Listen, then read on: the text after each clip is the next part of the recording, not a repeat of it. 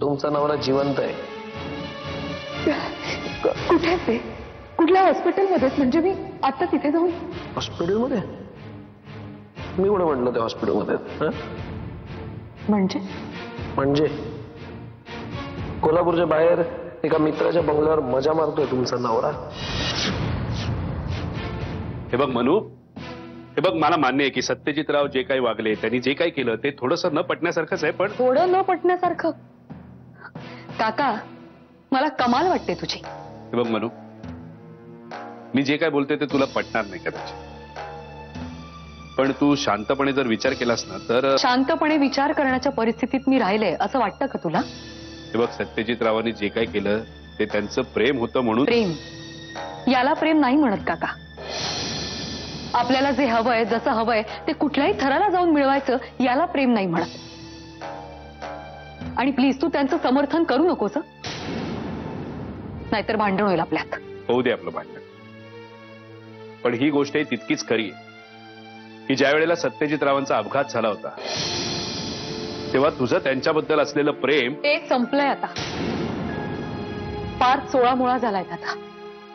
हे बघ मनू,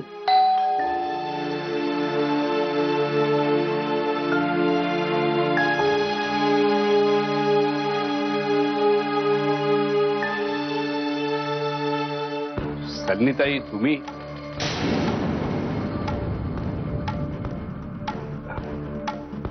या ना, या.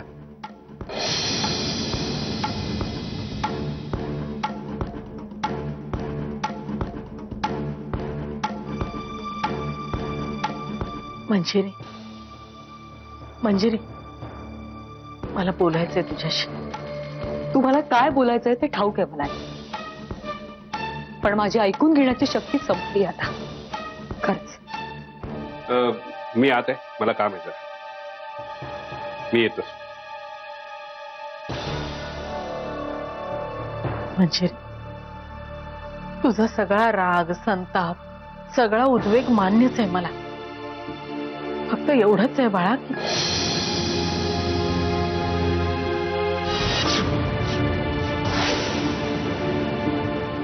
सत्यजित एवढ्या खालच्या पातळीवर जाऊन खोटं बोलले याचा राग आहेच मला. पण हे सगळं करत असताना ज्या लोकांवर त्यांचं जीवापाड प्रेम आहे असं ते म्हणतात, त्यांचा त्यांनी काडीचाही विचार नाही केला. माझं सोडा, आमच्या नात्यात सुरुवातीपासून माझं खेळणंच केलंय त्यांनी, अगदी पहिल्या दिवसापासून.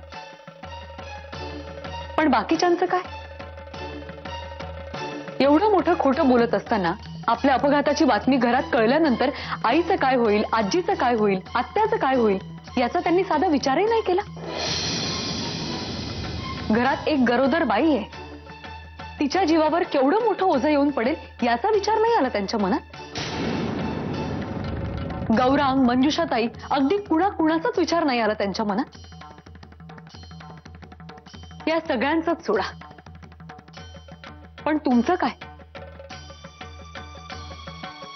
हे सगळं करत असताना, इतकं मोठं कारस्थान रचत असताना एकदा सुद्धा तुमचा चेहरा त्यांच्या डोळ्यासमोर नाही आला. त्यांना बारीकशी जरी इजा झाली ना तरी तुम्ही किती बेचैन होता याचे पाढे अनेकदा वाचलेत त्यांनी माझ्यासमोर. मला काही झालं तर आईला काय होईल या भीतीनं स्वतःला जपतो मी मंजिरी, हे त्यांचंच वाक्य आहे, कोणा एकेकाळचं. मग आता तो सगळा कळवळा कुठे गेला? त्यांच्या अपघाताची बातमी ऐकून तुम्हाला जर काही झालं असतं नाही,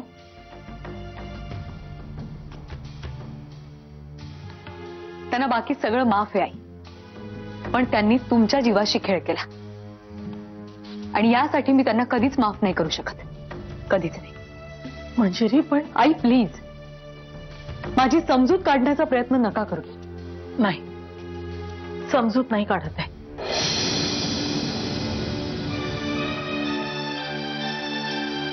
कबुली देते. कबूल? हो, मला माहिती होतं सत्यजितला अपघात झालेला नाही, तो सुरक्षित आहे. हे माहिती होतं मला.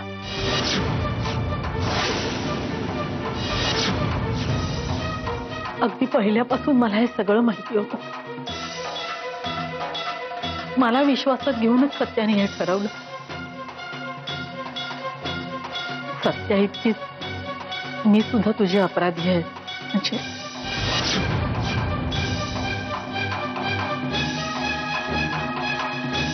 पहिल्यांदा मी सत्याचं मन वळवायचा खूप प्रयत्न केला. त्याला सांगितलं मी की हे नको करूस, असं हे योग्य नाहीये. पण तुम्हाला माझी तळमळ दिसली. त्यांना अपघात झालाय ही बातमी कळल्यानंतरची माझी तडफड दिसली तुम्हाला.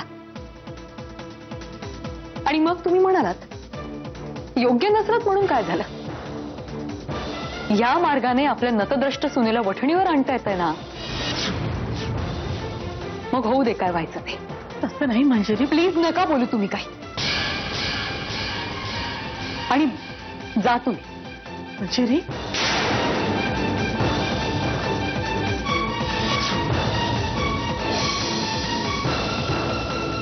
एकच सांगते आई, आणि आज अगदी मनापासून सांगते. सत्यजित आणि माझ्या संसाराची आज जी काही अवस्था आहे त्याला तुम्ही सुद्धा तितक्याच जबाबदार आहात. प्रियाच्या आणि त्यांच्या संबंधांबद्दल तुम्हाला आधी सुद्धा माहिती होती, पण तुम्ही तेव्हा सुद्धा लपवाछपवी केली. किंबहुना प्रियाच्या बोलण्यावर विश्वास ठेवायचा झाला तर तुम्ही प्रत्येक वेळी प्रोत्साहन दिलंय त्या गोष्टींना. जेव्हा जेव्हा सत्यजितने माझ्याशी खोटेपणा केला त्या प्रत्येक वेळी तुम्ही पाठीशी घातलेत त्यांना. अगदी शुभ्राच्या जन्माच्या वेळी सुद्धा. म्हणताना तुम्ही म्हणायचा मी सासू नाही तुझी, आई आहे. मग असं वागते का एक आई आपल्या मुलीशी. घरातल्या मुलांची शिस्त बिघडते ना तेव्हा लोक आईलाच दोष देतात. आजपर्यंत मला हे खूप खटकायचं, पण आज मी स्वतः सांगते सत्यजित मुधोळकर इतका खोटेपणा करायला धजावतात कारण त्याची आई शालिनी मुधोळकर आहे.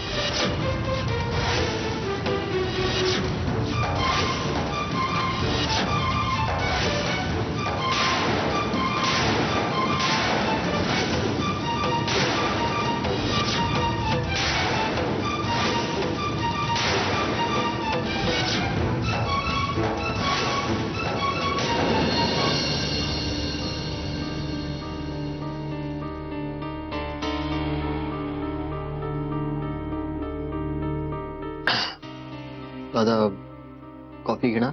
नाही नको. Gaurang, I am sorry. मला माहितीये मी जे काही केलं त्याचा तुला खूप त्रास झाला असेल. खरं तर प्रश्न सॉरीचा नाहीये दादा, पण हे सगळं करताना तू विचार करायला हवा होता.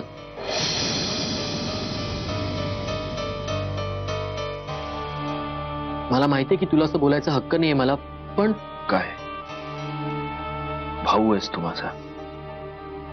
माझं काहीही चुकत असेल तर बोलण्याचा पूर्ण हक्क आहे तुला. पण गौरांग, हे सगळं मी का केलं ते प्लीज समजून घे. आपल्या घराची विस्कटलेली घडी मला पुन्हा नव्यानं बसवायची. मंजिरीला या घरात परत आणण्यासाठी वाटेल तो प्रयत्न करायला तयार होतो.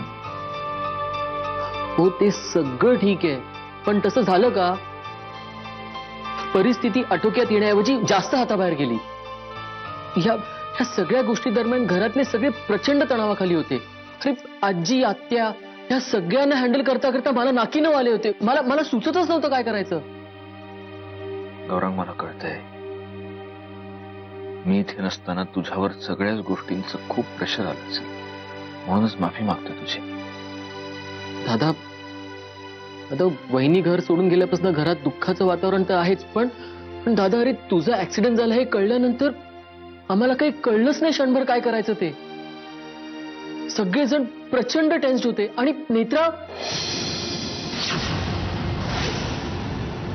नेत्राचं काय?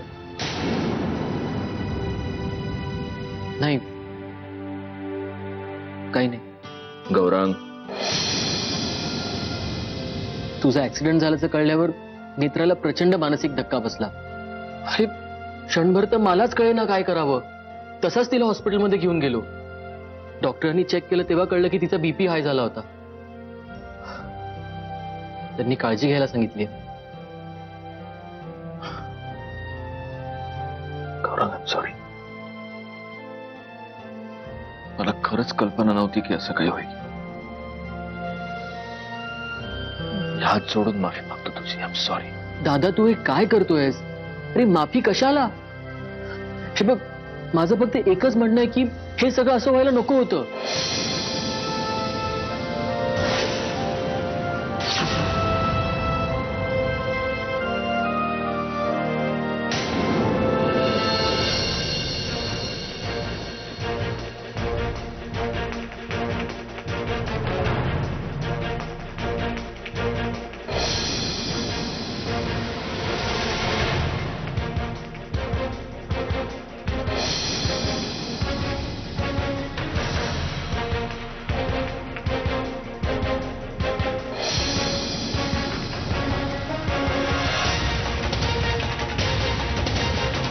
एकच सांगते आणि आज अगदी मनापासून सांगते,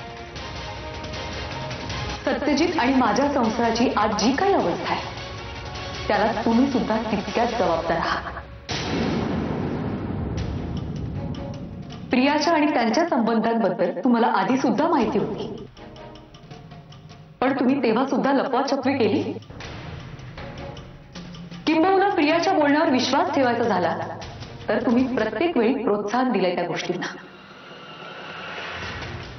जेव्हा जेव्हा सत्यजितने माझ्याशी खोटेपणा केला त्या प्रत्येक वेळी तुम्ही पाठीशी घातलेत त्यांना. अगदी शुभ्राच्या जन्माच्या वेळी सुद्धा. म्हणताना तुम्ही म्हणायचा, मी सासू नाही तुझी, आई आहे. मग असं वागते का एक आई आपल्या मुलीशी? घरातल्या मुलांची शिस्त बिघडते ना तेव्हा लोक आईलाच दोष देतात. आजपर्यंत मला हे खूप खटकायचं, पण आज मी स्वतः सांगते, सत्यजित मुधोळकर इतका खोटेपणा करायला धजावतात कारण त्याची आई शालिनी मुधोळकर आहे.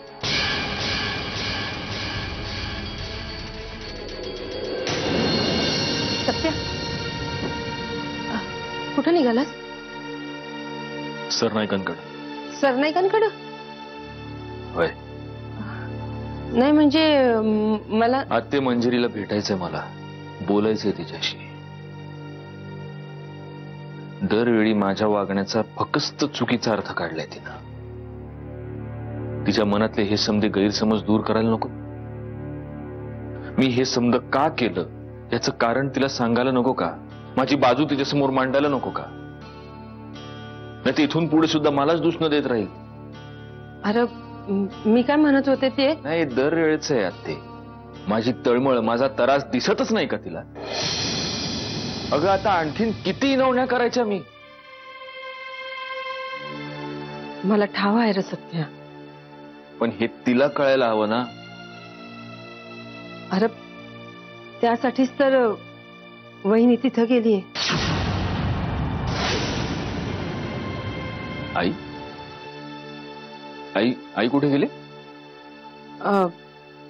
वहिनी मंजिरीची समजूत काढाया सरनाईकांकडे गेली.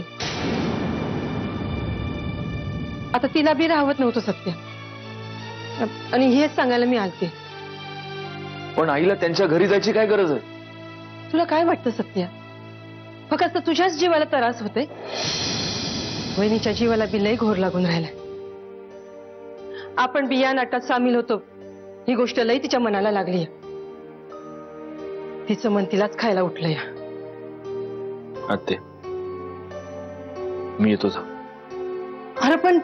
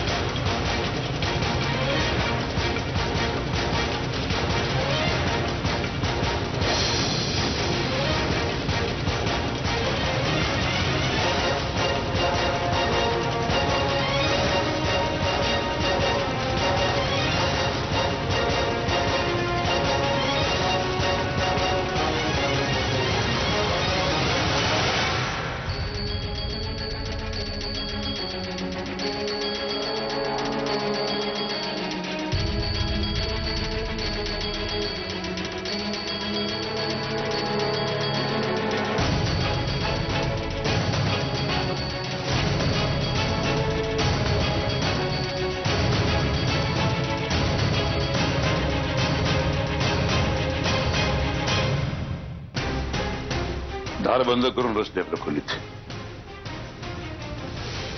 तिच्या मनामध्ये आता कोणतं वादळ घोंगावत असेल याची कल्पना सुद्धा करू शकत नाहीये मी. स्वप्नील, मी आता यापुढे एक ठरवलंय. मुधोळकरांच्या घरातल्या एकाही माणसाला या घरामध्ये पाऊल सुद्धा टाकू देणार नाही मी.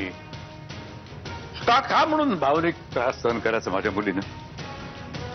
काका प्लीज तुम्ही शांत व्हा. कसा शांत होऊ स्वप्नील, कसा? अरे माझ्या मुलीला जरा जरी खर्चटलं ना तरी सुद्धा मी कावराबावरा होतो, आणि हे सगळे लोक माझ्या मुलीला.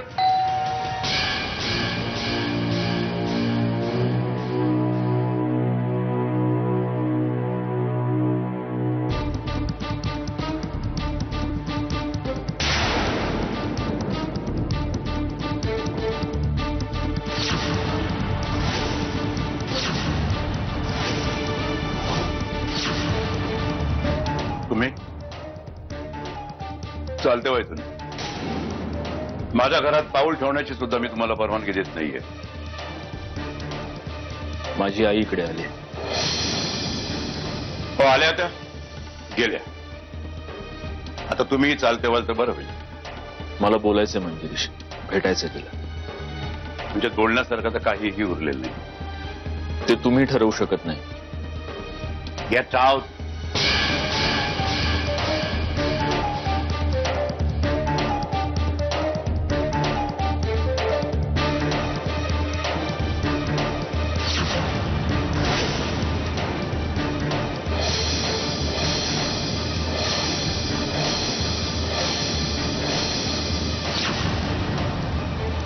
मोठ्यांचं ऐकायला शिकवलं नाही घरच्यांनी. तुझ्यात पडू नकोस बघ. तुझ्याशी माझं काहीही भांडण नाही. पण माझं तुझ्याशी आहे.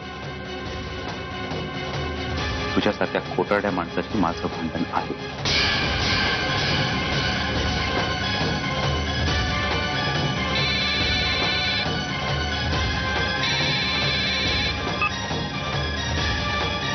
हा, बोला ते काय? आई, होय, मी आलो. मी ताबडतोब घरी आलो.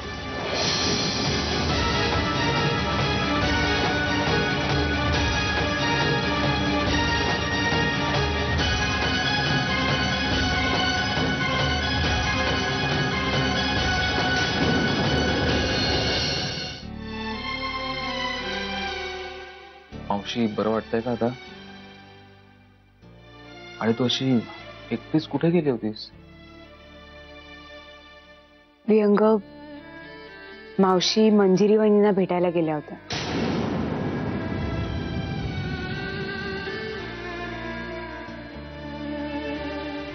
तू एकटीच सरनाईकांकडे गेली होतीस वहिनींना भेटायला? अगं पण का? विहंग, राहू दे ना आता. त्यांना आता आराम करू दे. आपण नंतर बोलू या विषयावर. मावशी, आपण डॉक्टरांकडे जाऊन येऊया. कशाला डॉक्टरकडे? कसला इलाज करणारे डॉक्टर? हं? कशावर औषध देणारे बाबा? मनावर जे ओझ आहे त्याचं औषध आहे का त्याच्याकडे?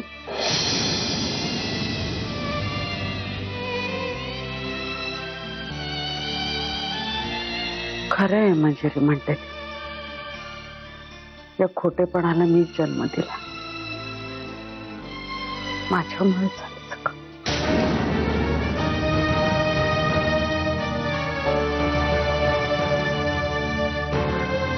मावशी, वहिनी काही बोलल्या का तुझ्याशी?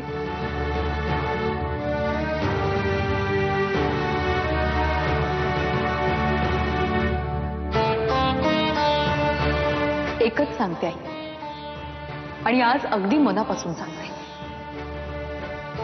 सत्यजित आणि माझ्या संसाराची आज जी काही अवस्था आहे त्याला तुम्ही सुद्धा तितक्याच जबाबदार आहात. प्रियाच्या आणि त्यांच्या संबंधांबद्दल तुम्हाला आधी सुद्धा माहिती होती, पण तुम्ही तेव्हा सुद्धा लपवाछपवी केली.